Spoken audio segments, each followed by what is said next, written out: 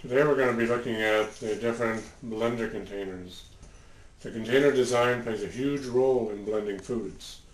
Factors to consider are container design, blade design, the power of the blender that will turn the blade, and ease of cleaning. We'll be looking at the Vitamix, the Waring, and two different Blendtec containers and blenders to see the differences. First one is the Vitamix. Vitamix container has two 2 3/4 inch crossed blades with tips that travel 5.97 inches per revolution. The next one is a Waring container, and that one has two 3-inch cross blades with tips that travel 6.51 inches.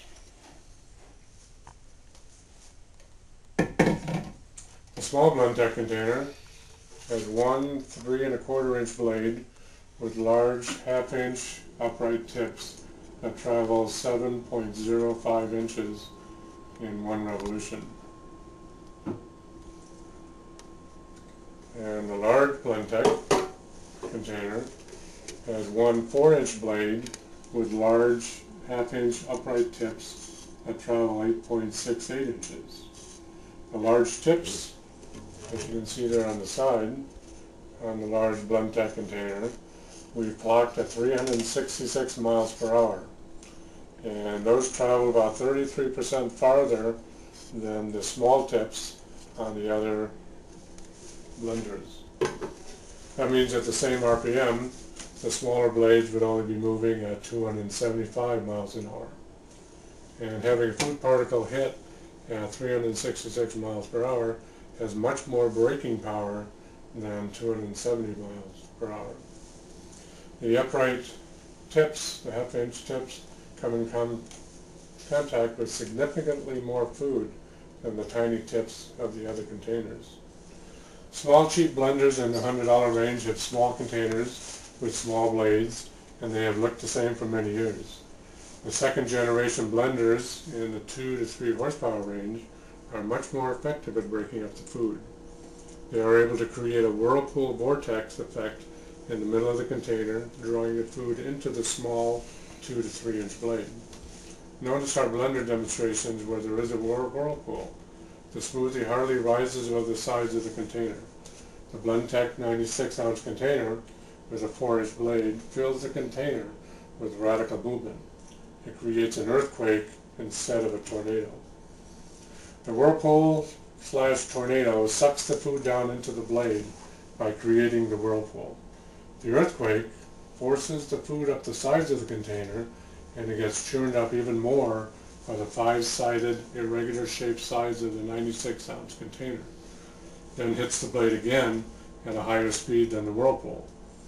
So the speed of the food coupled with the speed of the blade translates into a 3rd generation blend. Tornado blenders make great smoothies. If smooth smoothies is your goal. However, the goal of a symbiotic raw foodist is optimum body health, which is only attainable by ingesting optimal fuel and nutrients.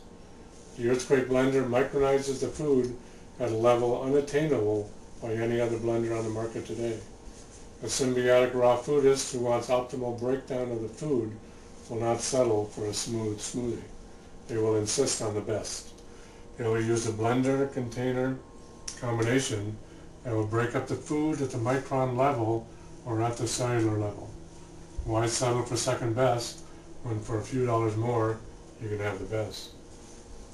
In creating a new container, the Blendtec designers went back to the drawing board and tweaked all the design parameters, which at the time was a state-of-the-art container. They came up with something that is in a completely different class than what was on the market. The Blendtec container is now the state-of-the-art container, and it will hold that position for years. After completing their project, they said, "Our newly designed 96-ounce jar easily doubles or triples your recipe. The 5-sided design creates a vortex within the jar that pulls the product through the blade faster, reducing cavitation and eliminating the need for a tamper." Their mission was accomplished, and we symbiotic raw foodists now have a blender that was much more effective than what we were using and promoting. I'm going to show this blender now, that container. The 96-ounce Blendtec container has two 4 1/4 inch sides, two 3 1/2 inch sides, and one 1 1/2 inch side. The fifth side is a small design change from a 4-sided container, but the results are anything but small. The flow of the blending fluid is disturbed radically, which allows the 4-inch blade to break up the food at the micron level. Because of the radical action, the blending time is cut down, so the smoothie is not oxygenated as much, which kills the nutrients. We have checked the ORP, which is the oxygen reduction potential, and it is significantly less with this container. Since there is no cavitation, there is no need for a tamper to break up the air pockets that form in the second generation blenders. Cavitation is virtually eliminated, which is significant time savings in the blending process. The 96-ounce container was designed for the higher amperage commercial Blendtec blenders. It fits on a smaller residential Blendtec blender, but it would decrease the life of the blender because they just don't have the power to drive it for that long at the RPMs necessary to completely break up the food to the micron level. Finally, the ease of cleaning. The 96-ounce container, even the smaller Blendtec 64-ounce container, is much easier to clean than the other containers that we looked at. The small, sharp blades in the other containers are very difficult to clean around because there's very little room at the bottom of the container because it narrows down quite a bit. However, in the Blendtec containers, especially the large one, there's a lot of room to get under the blade. I made an almond date butter 5-signal smoothie the other day, which is very thick, but I was able to reach inside and get the glob out very easily. There again, the time savings and cleanup is very important. There you have it. Now it's your choice. Have a smooth day or a smoothie day.